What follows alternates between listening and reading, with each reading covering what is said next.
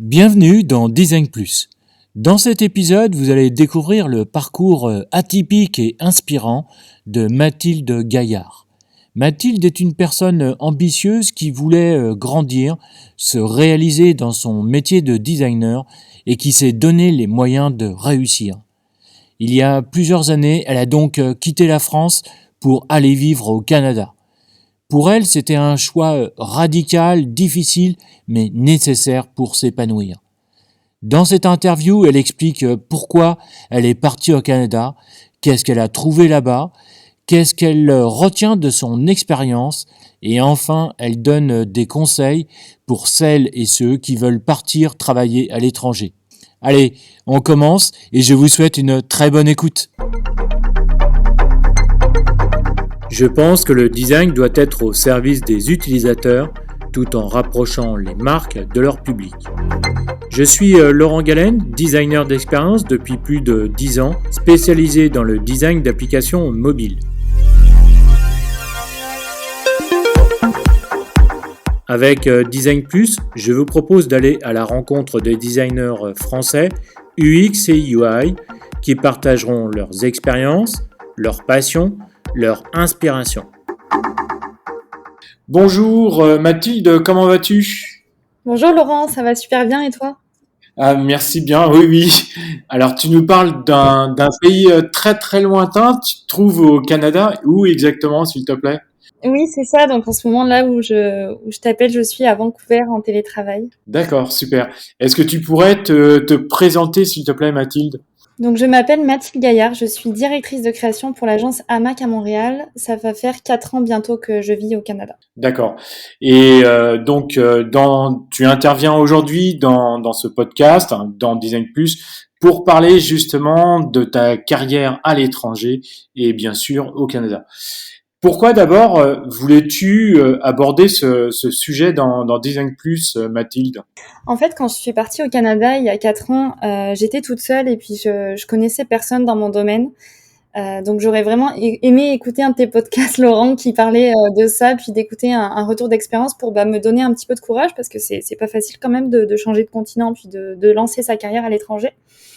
Donc je me suis dit que ça pourrait peut-être motiver des gens qui ont envie de partir ou qui y pensent mais qui osent pas trop, puis juste d'échanger un petit peu aussi sur qu'est-ce qui se passe ailleurs que chez nous. Je trouvais ça intéressant. Oui, oui, tout à fait, tout à fait. Je suis entièrement d'accord avec toi. C'est très bien aussi de connaître des expériences aussi à l'étranger. Et alors donc, pourquoi as-tu voulu quitter la France en fait? Donc pour te parler un petit peu plus de mon parcours, moi j'ai d'abord fait une licence en communication à Clermont-Ferrand, puis ensuite je me suis spécialisée en stratégie de communication par l'image à Lyon. Puis j'ai fait différents stages en France, en Suisse, puis ensuite j'ai commencé à travailler. Et la France a été vraiment super parce que ça m'a donné une base très solide. Je travaillais pour une agence qui s'appelle Mediafix, puis le principal client sur lequel j'étais, c'était Michelin. Donc ça m'a vraiment donné une base très solide en design. J'avais des collègues très talentueux qui m'ont aussi appris beaucoup de choses. Mais en étant en France, en fait, j'avais un petit peu l'impression de passer à côté de ma vie. J'avais comme une petite voix en moi qui me disait que j'étais pas au bon endroit, mais je savais pas exactement comment. Puis j'avais vraiment cette sensation aussi de pas rentrer dans les cases.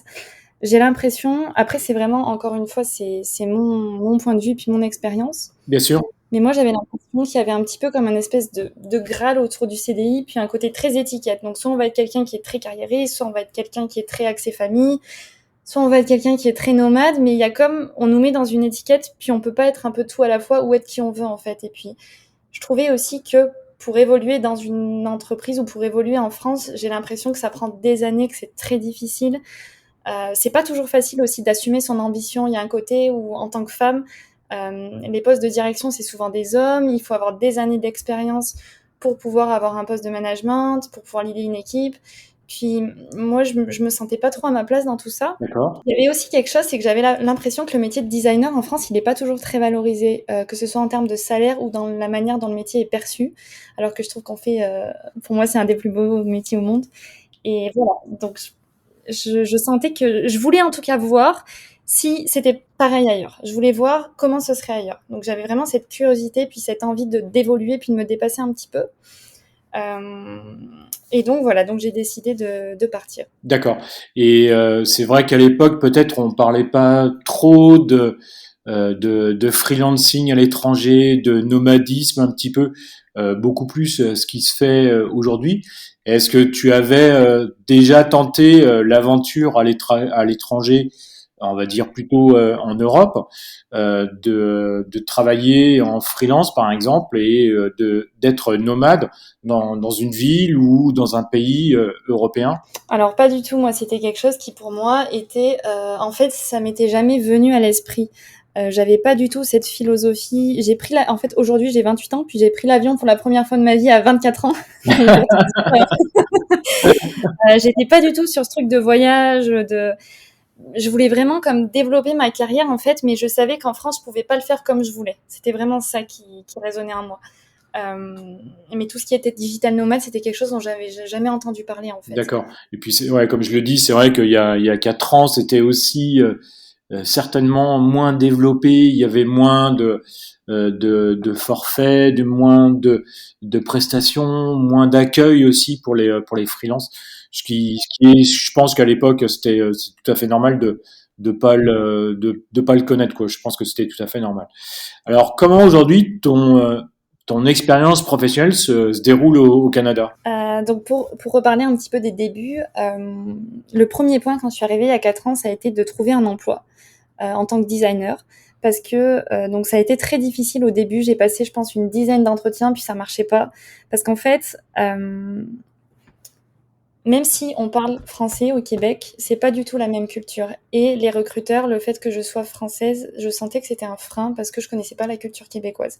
La manière de travailler avec les collègues n'est pas la même. La manière de communiquer n'est pas la même. Dans les messages publicitaires, c'est très différent. Donc il y avait vraiment cette espèce de frein. Et je me suis dit, écoute, t'as pas fait tout ça pour rien, lâche pas Mathilde, continue. Puis à un moment donné, quelqu'un m'a laissé ma chance. Donc là, ça a été vraiment le début de ma carrière au Canada. Puis un point aussi que je trouvais hyper intéressant dans les entretiens que j'ai passés il y a 4 ans, en fait au Canada, l'employeur il va beaucoup plus mettre d'emphase sur la personnalité du candidat. Donc c'est-à-dire qu'on veut savoir qui tu es, on veut savoir à quoi tu t'intéresses dans la vie, c'est quoi qui te drive en fait, plus qu'aux compétences, plus qu'aux diplômes. Les diplômes, on les regarde un petit peu, mais beaucoup moins qu'en France en tout cas. En fait, on considère que si un candidat, il a l'énergie, il a la motivation, il a une bonne personnalité, il est ouvert, même si aujourd'hui, il n'a pas les compétences, dans 8 mois, dans 10 mois, il va les avoir. Et ça, je trouve ça hyper intéressant, en fait, cette idée de tu peux vraiment avoir ta chance. Même un designer, t'as pas besoin d'avoir 15 ans d'expérience, d'avoir bossé pour des grands clients pour qu'on te laisse ta chance. Et ça, je trouve ça super, en fait. D'accord. Et tu penses que c'est l'influence américaine, cette façon de présenter le travail, de présenter le poste ou de donner sa chance à un designer ou à une designer comme toi qui était junior? Ouais, je pense qu'il y a quand même ce côté-là où la personnalité prend plus de place. Et il y a aussi, je pense, un autre facteur qui est très important, c'est qu'ici, contrairement à la France, il y a beaucoup plus d'offres en fait que de demandes. Donc, quand on a un candidat, on va vraiment le choyer, on va vraiment faire attention à lui. Puis, je pense que c'est aussi pour ça qu'on laisse plus la chance en fait. Puis les employeurs, ils font vraiment attention à garder leurs candidats. Il y a vraiment des enjeux au niveau du recrutement ici. Alors qu'en France, c'est plus l'inverse. Le candidat, il doit vraiment se battre pour avoir une offre et pour avoir l'emploi. D'accord. Et pourquoi est-ce qu'il y a plus d'offres que de demandes en fait? Comment ça se fait? Bah, c'est une très bonne question. Bah, déjà, en fait, c'est qu'il y a beaucoup de travail pour pas assez de candidats, tout simplement. D'accord. Là, avec le Covid, il y a beaucoup moins de personnes qui arrivent de l'extérieur aussi. Donc, je pense que c'est aussi pour ça que c'est vraiment un enjeu. Nous, on a vraiment, à l'agence en tout cas, on a vraiment un enjeu en termes de recrutement, de talent, tout ça, c'est pas facile. On D'accord. a du mal à recruter, donc venez ici, on a du boulot. D'accord. Est-ce que toi, aujourd'hui, en tant que directrice de création, est-ce que tu fais t'essayes de faire venir des candidats français? Bah là, dans mon équipe, justement, on a beaucoup de Français. Puis c'est sûr qu'on aide aussi pour les visas. Donc si on a un candidat qui est vraiment intéressant, on a plusieurs personnes qu'on a fait intégrer dans l'équipe qui venaient de France, puis qu'on les a accompagnés dans leur visa. Oui, c'est tout à fait quelque chose qui est possible. Ouais. D'accord, ok. Et toi, tu as participé justement à des recrutements dernièrement, que ça soit des recrutements de Québécois ou des recrutements canadiens ou voire de Français? Oui, bah moi dans mon équipe en créa, on n'est que des Français en ce moment. D'accord. Donc j'ai participé, oui, à des recrutements de Français. Puis c'est sûr que dans l'agence, ça va dépendre encore une fois des agences, mais une des forces aussi, c'est qu'on est beaucoup de Français. Donc il y a vraiment cette culture, malgré le fait d'être au Canada, il y a quand même la culture française dans l'agence. Je pense qu'on est 50% Canadiens, 50% Français. D'accord, ok, très bien. Tu voulais nous parler aussi de d'autres points, je crois. Ouais, c'est ça. Ici aussi, moi, ce qui m'a vraiment plu, en fait, c'est que, en fait, les gens, ils cherchent pas à avoir un boulot à tout prix. Il y a pas cette espèce de Graal autour du CDI, du CDD. Ici, en fait, tu un boulot et puis si ça te plaît, bah, tant mieux. Puis si ça te plaît pas, bah, tu 15 jours de préavis. Puis ça marche pareil dans l'autre sens. Donc, l'avantage que ça a, c'est que tu as beaucoup plus de flexibilité si l'emploi te convient pas ou si tu conviens pas à l'employeur aussi. Bien sûr, c'est des choses qui arrivent. Puis ça, je trouve ça vraiment intéressant. Le revers de la médaille, par contre, c'est que le salarié il va être beaucoup moins protégé. Donc ici, un employé peut être envoyé du jour au lendemain, mais les gens, ils vivent ça avec beaucoup de détachement, en fait, parce qu'ils savent que de toute façon, si ça arrive, bah, c'est pas grave parce qu'ils vont retrouver un travail assez rapidement. Donc c'est vraiment une vision qui est complètement différente. Puis euh, honnêtement, j'ai rencontré peu de personnes sans emploi ici. En général, c'est un choix. Ok, c'est intéressant parce que ça revient par rapport à ce que tu disais tout à l'heure, qu'il y a plus de demandes il y a plus d'offres, pardon, que de demandes. Et c'est intéressant. Mais il me semble il y a quelques années, il y avait des programmes justement canadiens pour faire venir des Français. Je crois que c'était genre 2000 ou 3000 personnes par an ou un truc comme ça. Je sais pas si ces programmes existent encore, non? Ouais, tout à fait. Bah, moi, quand j'ai commencé, je suis venue justement avec un PVT, donc c'est un visa vacances permis de travail, donc il te permet de rester 2 ans sur le territoire. Donc c'est pas mal parce que ça te permet de commencer à travailler ou pas d'ailleurs, hein, puis de voir si ça te plaît ou pas avant de vouloir rester. C'est sûr qu'après, quand on veut rester, faut quand même s'accrocher. Les démarches sont très très longues pour la résidence permanente, mais c'est possible. D'accord, ok. Quand tu dis très difficile ou très longue les démarches, c'est parce que il y a un frein qui est mis en place par les administrations ou quelque chose comme ça, non? Ouais, tout à fait. En fait, il y a vraiment le Québec et le reste du Canada. Donc, dans le reste du Canada, c'est quand même des programmes qui sont assez accélérés, mais au Québec, c'est beaucoup plus long pour avoir la résidence permanente. Moi, aujourd'hui, je suis résidente permanente, mais ça m'a pris, en tous les démarches, ça a pris 2, 3 ans, là, bien 2, 3 ans. Ah oui, quand même. Ah oui, c'est énorme. Ah oui, d'accord. C'est aussi beaucoup d'argent, donc faut quand même être déterminé à vouloir rester pour entamer les démarches. Mais c'est possible, c'est faisable. D'accord, ok. Je te laisse continuer, pardon. Puis il y a aussi quelque chose que je trouve vraiment intéressant, moi qui me plaît beaucoup en tout cas ici, c'est la place au bien-être et à la vie personnelle qui est très importante. Euh, et quand je parlais un petit peu plus tôt d'étiquette, en fait, ce que j'aime ici, c'est que j'ai l'impression que tu peux être un peu tout en même temps. Tu peux être quelqu'un qui développe ta famille, en même temps qui développe ta carrière, en même temps qui voyage. Et ça, je trouve ça super en fait. Par exemple, les femmes, elles peuvent prendre jusqu'à 1 an de congé maternité. Le télétravail, c'est quelque chose qui est très flexible. Moi, je connaissais pas du tout le télétravail en fait avant de venir au Canada. Et puis, tu vois, là, je suis en télétravail de Vancouver. Et puis, socialement, c'est complètement accepté. Et ça, c'était même avant le Covid, en fait.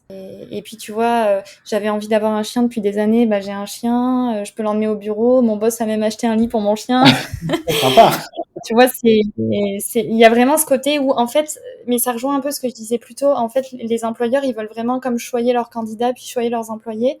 Donc, on va tout faire pour que tu sois bien, puis pour que tu t'épanouisses, et pour que tu puisses à la fois te développer dans ta carrière personnelle, enfin, dans tes projets perso, et en même temps dans ta carrière professionnelle. D'ailleurs, est-ce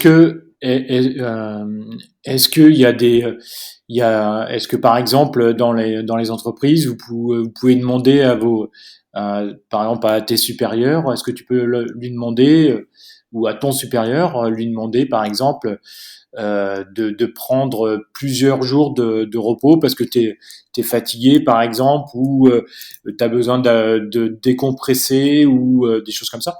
Est-ce que c'est envisageable ce genre de choses? Ah oui, oui, bien sûr, il y a aucun problème avec ça. Je trouve que les limites personnelles sont vraiment respectées. Pareil, par exemple, tu vois, quand il y a un projet qui arrive, euh, si ben le projet, bah, si je dois le faire, je vais vraiment dépasser mes heures dans la semaine et du coup, je peux pas le faire parce que je vais être trop fatiguée, je vais être trop stressée. Bah, ça, c'est respecté. Ces limites-là sont respectées. Euh, Puis si un jour, je peux pas aller au travail pour X ou Y raison, il y a aucun problème avec ça. Il y a vraiment cette culture du bien-être. Par exemple, au niveau des heures, donc tu dois faire un certain nombre d'heures dans la semaine, mais tu peux déterminer tes horaires. Donc par exemple, si entre midi et 2 tu vas aller au gym, bah, il y a aucun problème. Tant que tu fais ton travail, c'est ça en fait qu'on regarde. On veut voir si la personne elle a fait son travail, mais après, comment elle gère son emploi du temps, ça c'est elle fait comme elle veut. Et ça, je trouve ça super en fait. D'accord, ok. Tu vois, il y a des collègues qui commencent à 8 heures, il y en a qui commencent à 10 heures, 11 heures. C'est vraiment hyper flexible. Après, c'est sûr qu'il faut qu'il y ait un tronc commun quand même, surtout en télétravail, puis pour tout ce qui est rendez-vous client, meeting, etc. Mais ouais, il y a quand même beaucoup de flexibilité. Puis encore une fois, ça va dépendre des boîtes. Moi, c'est ce que je vis dans la mienne. C'est pas toutes les entreprises non plus comme ça, mais je ressens quand même l'importance en fait pour les employeurs de la santé mentale. C'est vraiment important. Puis quand je dis que la culture du bien-être est très présente, par exemple, on a des assurances, puis dans les assurances, on a des massages qui sont compris, on a plein de choses qui sont inclus, on a aussi un abonnement pour une application de méditation. Avant le Covid, on faisait des cours de yoga, donc il y a quand même plein de choses qui favorisent comme ça le bien-être. Ah oui, c'est quand même impressionnant. C'est des choses qui, je crois, qui commencent à se faire en France, mais c'est pas encore dans toutes les sociétés, dans tous les groupes. Je pense qu'on est encore loin de ça. Est-ce que t'as des collègues dans d'autres sociétés qui ont ce type d'assurance massage ou des abonnements, des applications de méditation aussi, qui sont dans le même milieu, mais dans d'autres sociétés ou groupes? Ouais, tout à fait. C'est vraiment quelque chose qui est. Je pense à une de mes amies qui est développeuse, puis elle a même dans ses assurances, elle peut faire garder son chien et puis le pet sitter est inclus dans ses assurances. Ah ouais, excellent, excellent. Quand même, ouais, il y a vraiment ce côté-là. Puis nous, chez Hamac, une fois par an, une semaine par an, on part faire du télétravail dans le sud. Donc il y a 2 ans, on est parti au Costa Rica. Puis cette année, on part en République dominicaine. Donc en fait, on va faire du télétravail tous ensemble pendant une semaine et puis en même temps profiter un petit peu. Donc c'est ça, il y a vraiment cette culture, mais encore une fois, je reviens avec le point de début, c'est que c'est vraiment parce que on veut, on veut garder nos employés, on veut garder nos candidats. Donc c'est vraiment relié à ça, je pense aussi. Puis aussi relié au fait que les gens, tu vois, par exemple, à 5 heures, les gens, ils finissent le boulot, puis après, ils vont faire leurs activités perso. Il n'y a pas comme en France ce truc où tu restes au bureau jusqu'à 19 heures, 20 heures. Ça, ici, ça n'existe pas, en fait. Ça peut arriver, bien sûr, en période de rush, puis quand il y a des deadlines à faire, tout ça, mais c'est pas la culture, en fait. Je comprends tout à fait. Effectivement, c'est pas la culture française est très différente. Je comprends. Ouais. Puis c'est ça, il y a aussi, j'ai remarqué que la manière de travailler en équipe, en tout cas dans mon expérience, est différente. Ici, les relations vont être beaucoup plus horizontales, donc c'est-à-dire qu'il y a très peu de hiérarchie, puis chaque avis est pris en compte. Quand on discute autour d'une table d'un projet, on écoute vraiment chacun. L'ego, on le laisse au placard, puis chaque avis est aussi important. C'est pas parce qu'une personne elle a un poste de direction, puis qu'une autre plus un poste en technique, que l'avis en direction sera plus important. Donc ça, c'est vraiment quelque chose que j'aime beaucoup, cette idée qu'on est tous au même niveau, puis on peut tous faire avancer les choses et donner notre point de vue. Euh, Puis encore une fois, c'est propre à chaque entreprise, mais en tout cas, moi, c'est ce que je vis chez Hamac, puis que j'aime beaucoup. Il y a des choses qui sont différentes, par exemple, quelque chose qui me manque d'ailleurs, c'est qu'il n'y a pas du tout cette culture de la table et cette culture du repas. Donc ici, on va prendre, en général, on prend 30 minutes pour manger.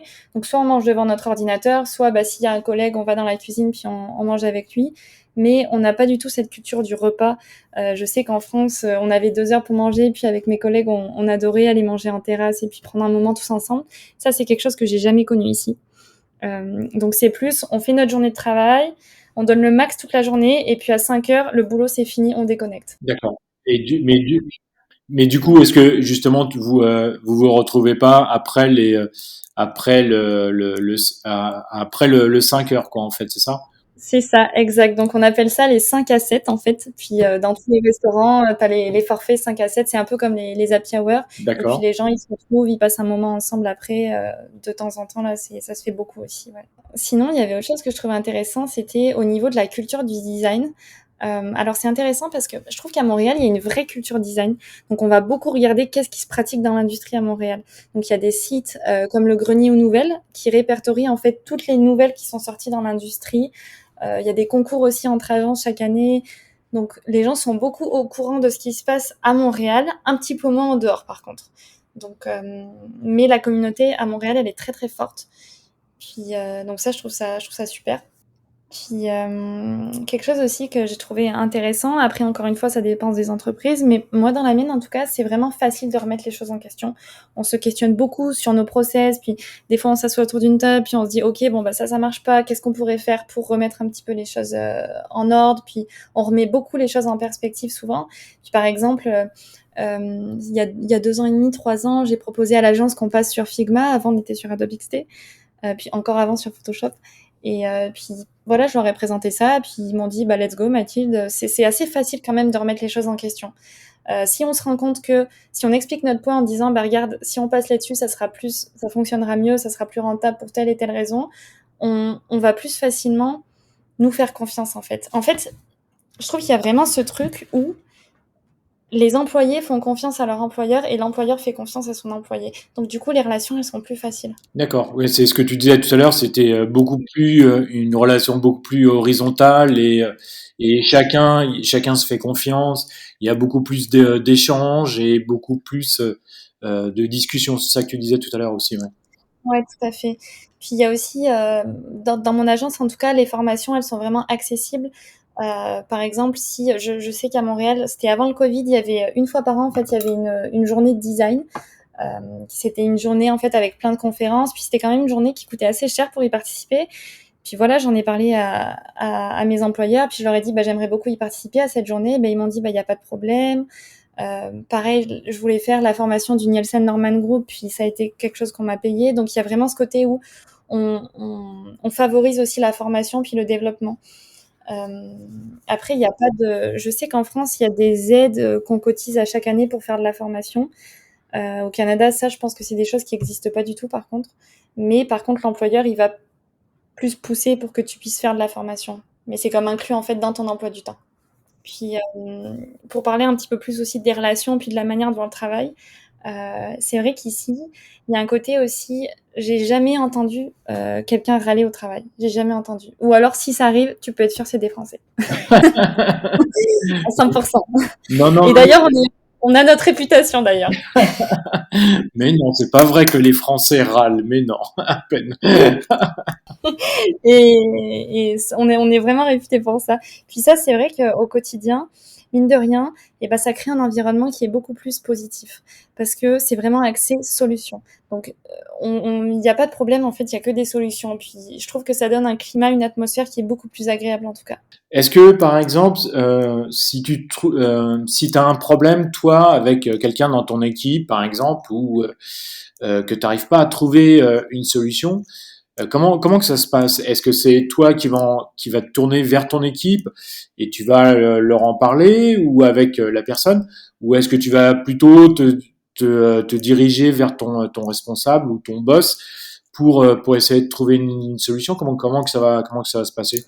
Ouais, non, je vais en parler directement avec mon équipe ou avec la personne concernée. Il y a vraiment, tu sais, c'est vraiment de l'échange et des discussions. On est très transparent, très ouvert, donc il y aura aucun problème à communiquer sur des problèmes ou des choses qui fonctionnent moins.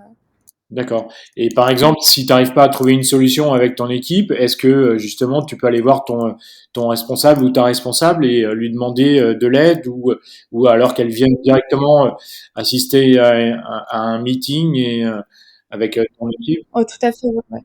Ouais, ouais, bien sûr, hein, bien sûr, hein. On est quand même, on est, on est très, je veux pas utiliser le mot proche, mais c'est très facile de communiquer avec chaque personne dans l'agence. Les boss, ils sont très très accessibles, donc s'il y a le moins de problèmes, je peux appeler Alex et puis il sera là, ça c'est sûr. D'accord. Et alors, pourquoi à ton avis ils sont ils sont plus accessibles par exemple un directeur qui est d'un département par exemple qui est en France. Je pense qu'en fait, c'est plus proche à la culture d'entreprise que vraiment à un pays. Puis ça dépend aussi beaucoup de la taille de l'entreprise.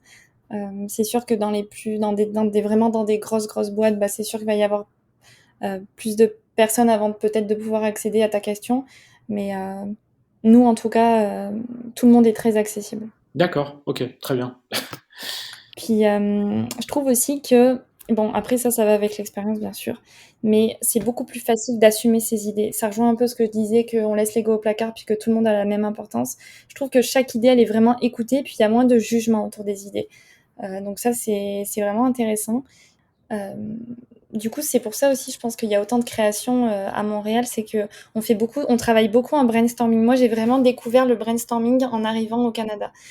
Donc cette idée de travailler en équipe, de mélanger aussi, par exemple, des fois pour des brainstorming, bah, admettons, je vais vouloir piocher comme différentes personnalités, différents métiers, puis d'avoir comme différents talents ensemble et d'en faire quelque chose. Pas, tu vois, que chacun travaille dans son coin. Donc ça, je trouve c'est super intéressant. Excuse-moi, est-ce que tu penses qu'au niveau culture d'entreprise, les Canadiens sont en avance sur la France? Je sais pas si j'utiliserai le mot en avance. En tout cas, je dirais que c'est sûr qu'il y a une ouverture d'esprit qui est très présente ici, euh, qui est super, puis qui est vraiment plus. Il y a moins de jugement en fait. Le jugement ici, il n'existe pas. Tu peux être qui tu veux, tu peux faire ce que tu veux. Les gens, ils s'en foutent en fait. Donc ça se ressent beaucoup dans le travail aussi. Donc cette idée d'ouverture d'esprit, puis après, il y a pas que des bons côtés, bien sûr. Hein. C'est jamais ni tout noir ni tout blanc. Il y a quelque chose aussi le revers de la médaille un petit peu de tout ça, c'est que c'est sûr que la culture canadienne, c'est on va beaucoup éviter, les Français d'ailleurs sont réputés pour ça, pour chercher le conflit, le débat. Donc ici, on va moins être là-dedans, donc on va beaucoup arrondir les angles, que ce soit dans la manière de parler, que ce soit aussi avec le client. Il y a beaucoup moins de rapports de force. Donc parfois, ça peut être un peu surprenant, mais ça donne aussi une atmosphère globale qui est très agréable et qui est vraiment avec très peu de tension. Moi, honnêtement, au quotidien, j'ai jamais de tension là. C'est quelque chose qui est quand même agréable. D'accord, oui, absolument, ouais. Donc ça veut dire que finalement, il doit avoir peu comment dire, de rush en fait dans ton travail du coup. Ouais, c'est ça. Il y a il y a très peu de rush. Ça peut arriver, mais c'est quand même relativement rare. Parce qu'on communique beaucoup, puis on s'organise pour que ça arrive pas aussi. Mais ça, c'est vraiment un travail qui est fait en amont. Mais nous, en tout cas, on veut vraiment que les gens soient bien, puis pas que les gens soient stressés. On veut que les gens ils soient contents d'aller au travail le matin, puis de pas les mettre dans un environnement de tension, de stress. Mais ça, c'est comme avec les clients aussi, tu vois. Par exemple, quand le projet, on peut pas le prendre, ben, on le prend pas. Quand les délais sont pas tenables, on dit, bah, les délais sont pas tenables. Donc, c'est tout un processus, en fait. D'accord. Et du coup, ben, est-ce qu'il y a tout à l'heure, tu disais qu'il y avait plus d'offres que de demandes, donc j'imagine qu'il y a aussi plus de demandes clients que d'agences ou que de propositions ou que de designers du coup. Il y a quand même beaucoup d'agences à Montréal. La concurrence, elle est très rude. Il y a des agences qui sont excellentes.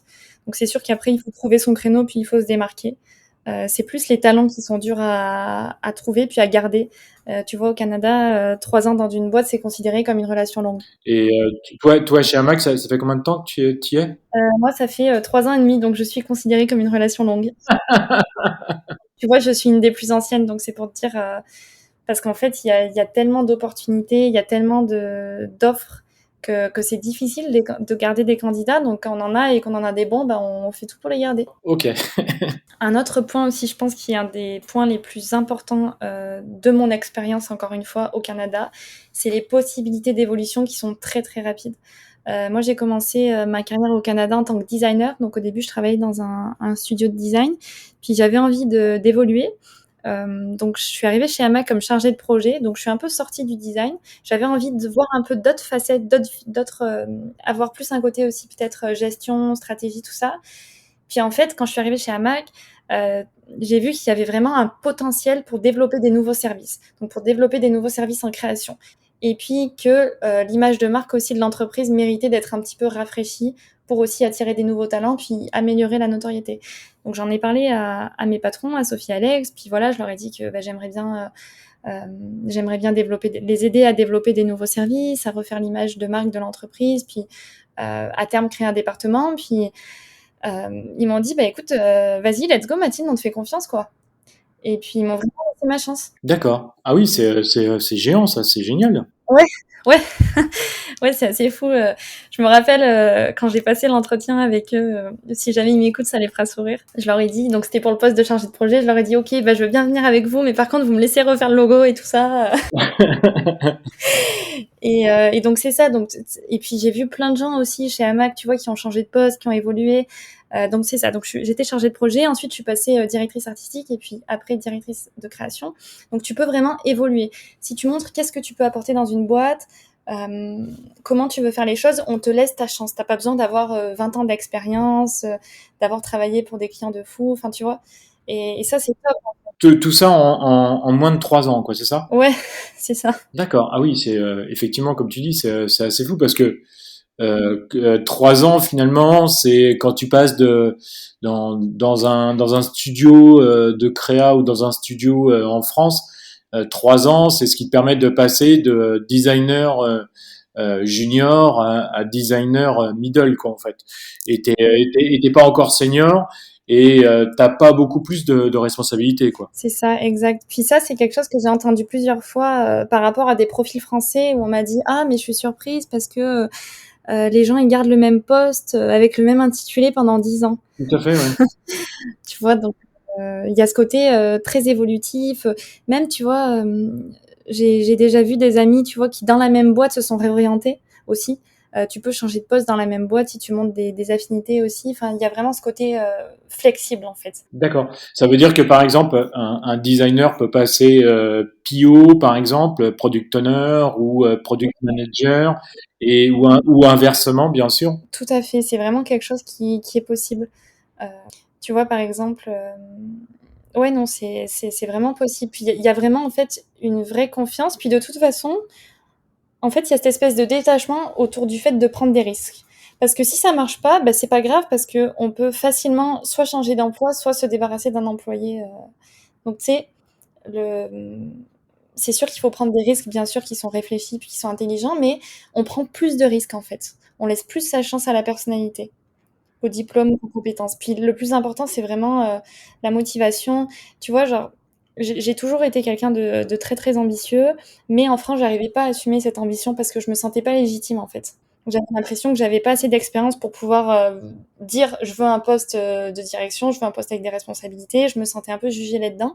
Et ici, j'ai jamais ressenti ça. Ici, tu peux être qui tu veux. D'accord. Ok. Oui, c'est quand même super important et puis bah c'est bien aussi, je pense, de pouvoir assumer ce que tu es et ce que tu as envie de devenir.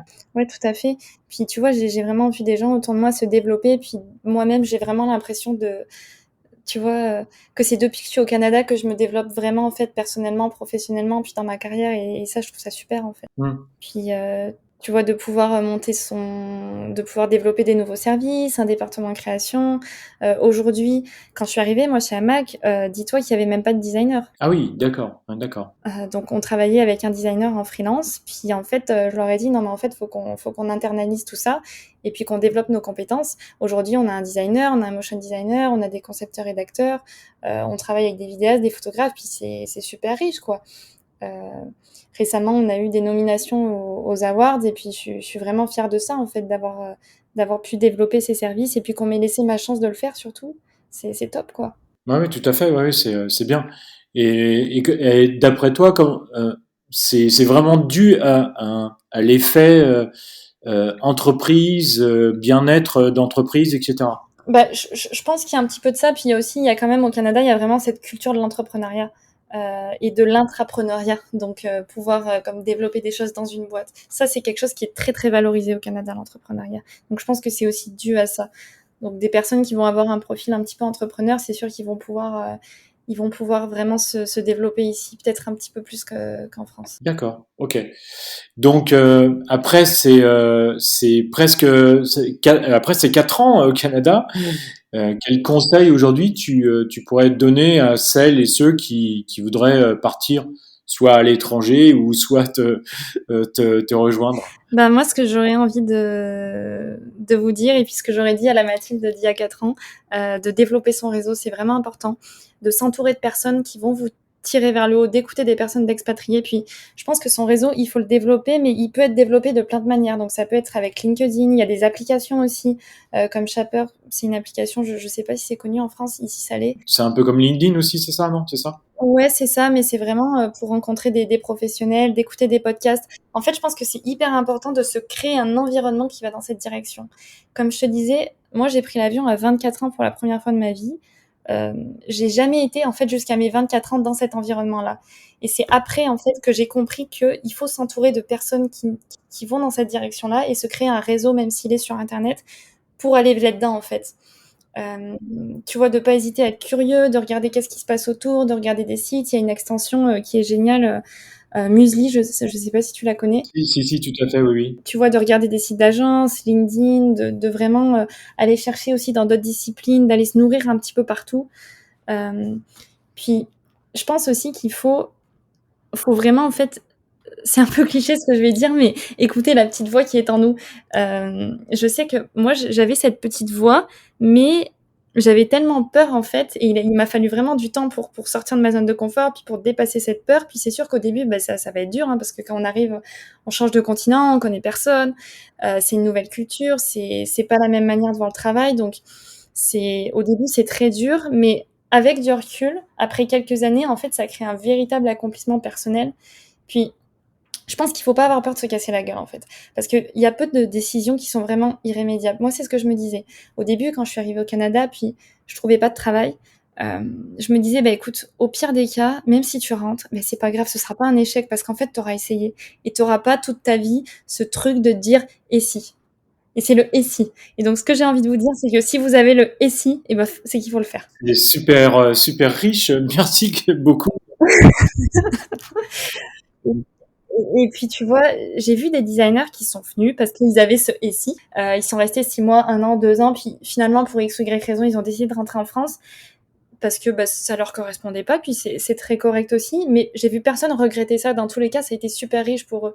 Après, c'est pas fait pour tout le monde. Puis c'est vraiment propre à chacun cette envie-là. Mais si vous en avez envie, sincèrement, foncez. Puis écrivez-moi, je peux vous donner des conseils. Il y a aucun problème.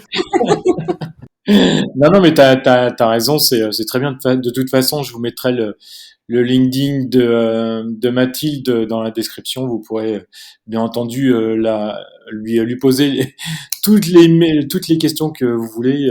Certainement, elle pourra vous aider.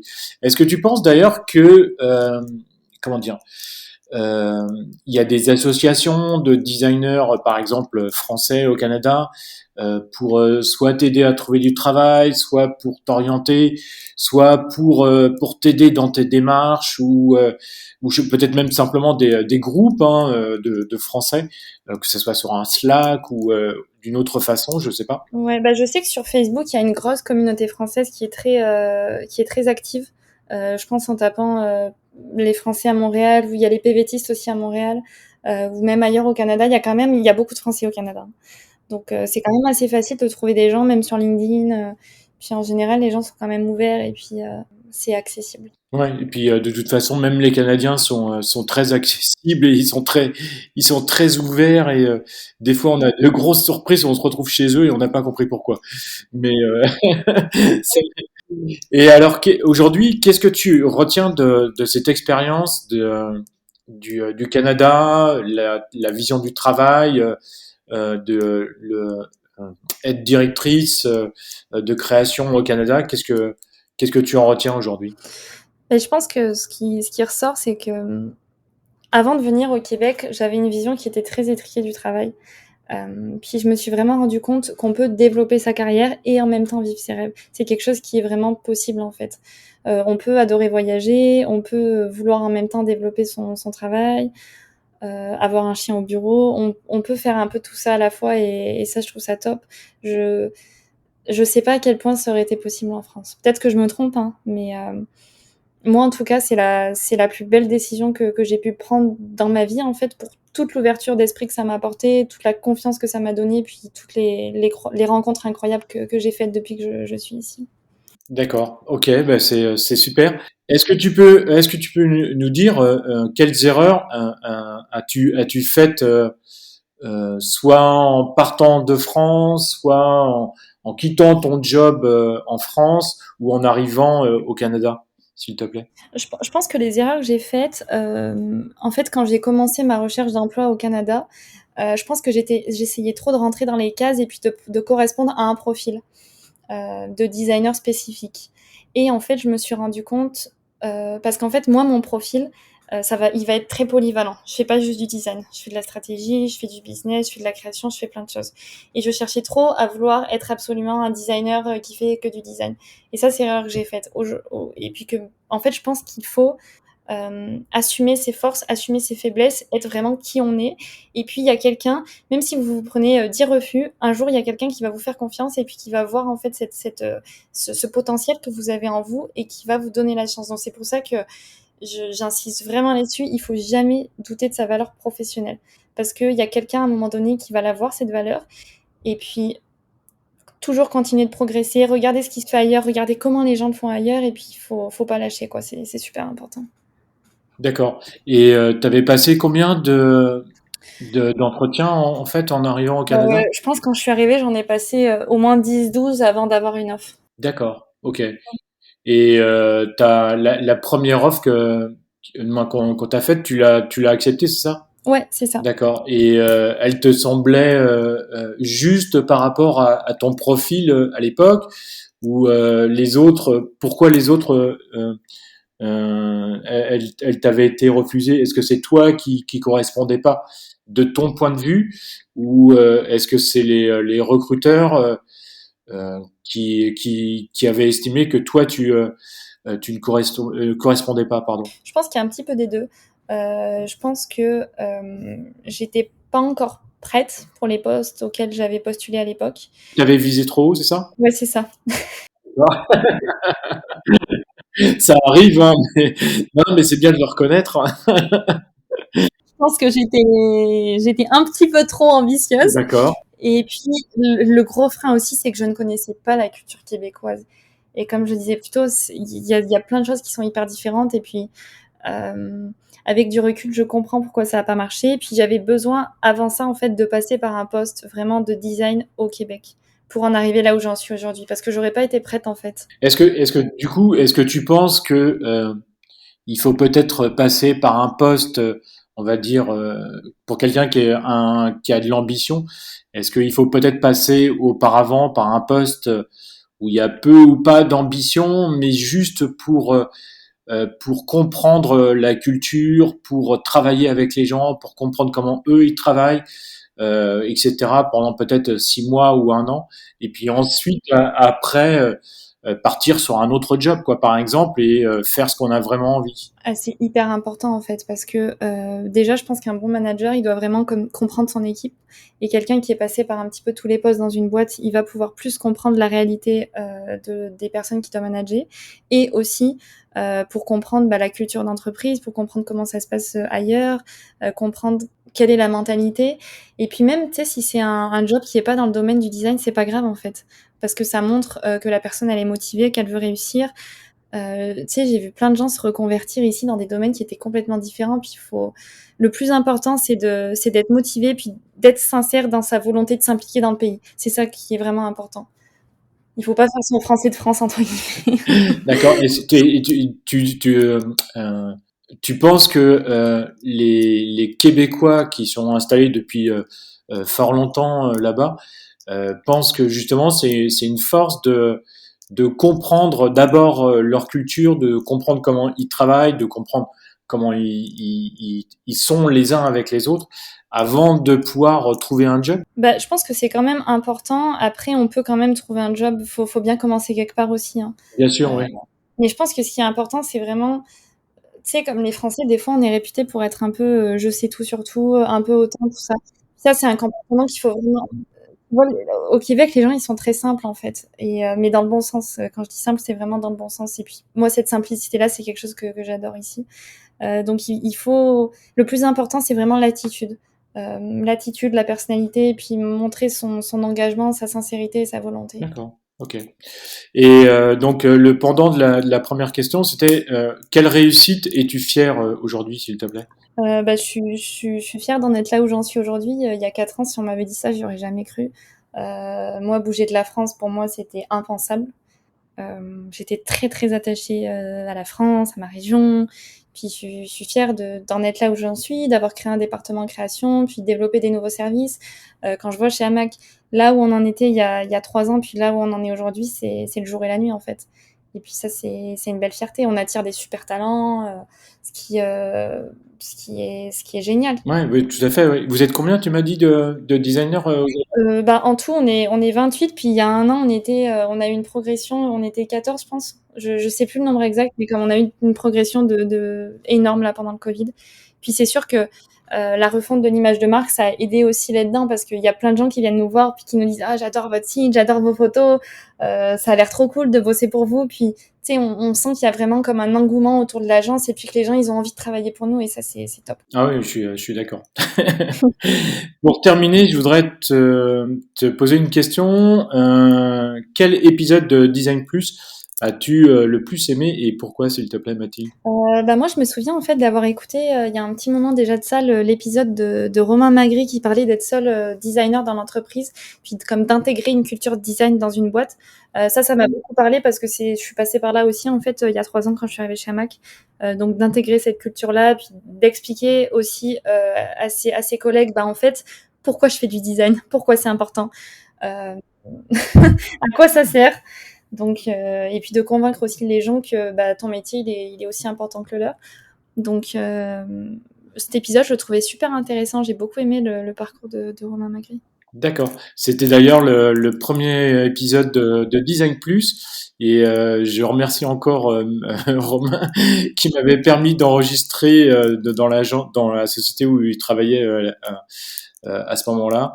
Et il m'a fait confiance et on s'est rencontrés, on a échangé pendant plusieurs semaines et il a accepté ce premier épisode. Donc encore merci Romain si tu nous écoutes. Et donc pour terminer cette interview très inspirante, quel conseil pourrais-tu donner à nos auditrices et à nos auditeurs qui nous écoutent, s'il te plaît? Mais je me répète un petit peu, mais encore une fois, ne jamais douter de sa valeur, malgré les échecs. Si vous aimez ce que vous faites, continuez de le faire et puis essayez de trouver une manière de le faire mieux. Moi, quand j'ai commencé le design, j'étais nulle, mais j'étais vraiment nulle. Et puis en fait, à force de faire un truc qui est pas top, bah, au bout d'un moment, ça peut pas être pire que pas top, tu vois. Donc tu peux que t'améliorer. Donc vraiment croire en soi, puis continuer, continuer, continuer, puis à un moment donné où ça va payer. Puis d'écouter son instinct, je pense que notre instinct, c'est notre meilleur allié. Puis des fois, malheureusement, on peut perdre un peu notre intuition dans la vie. Puis c'est important de toujours rester connecté à soi, puis à qu'est-ce qu'on veut faire, et puis d'écouter sa petite voix, et puis d'aller vers ce qui nous appelle en fait. D'accord, ok, bah, c'est un super conseil. Eh bien, merci beaucoup Mathilde pour cette interview riche et inspirante. J'espère que vous aimerez cette interview et je vous dis donc à très bientôt pour une prochaine interview. Merci Mathilde, au revoir. Avec plaisir, merci, au revoir. Merci d'avoir écouté cet épisode de Design Plus jusqu'au bout. Maintenant, partagez cet épisode à 2 personnes autour de vous et mettez une note de 5 étoiles ou un pouce en l'air avec un commentaire sympa. Cela me permettra d'échanger avec vous et de faire monter mon podcast dans les classements. Je vous donne rendez-vous prochainement pour un nouvel épisode. N'oubliez pas de vous abonner à ce podcast. Vous pouvez suivre Design Plus sur Instagram, Design plus PLUS _ podcast et sur LinkedIn, Design plus le podcast.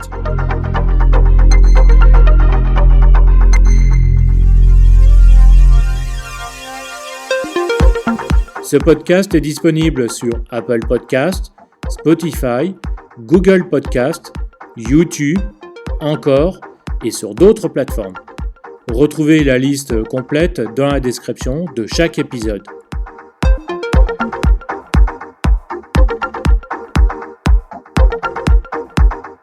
À bientôt!